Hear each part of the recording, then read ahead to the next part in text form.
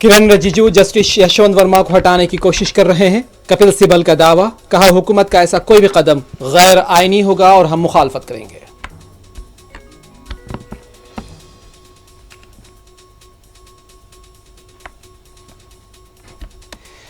BJP और रेखा गुप्ता को झुग्गी वालों की हाय लगेगी। दिल्ली में बीजेपी दोबारा इख्तिदार पर कभी वापस नहीं आएगी। आतिशी को दिल्ली पुलिस ने लिया हिरासत में।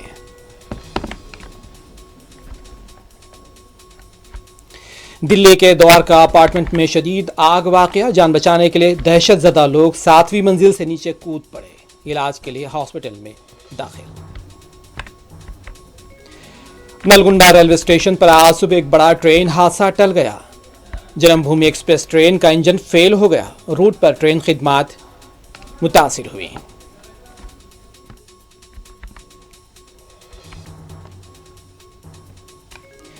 हज सीजन की कामयाब तकमील के बाद अब सऊदी अरब ने आज से उम्रा वीज़े के दोबारा इजराई का किया ऐलान।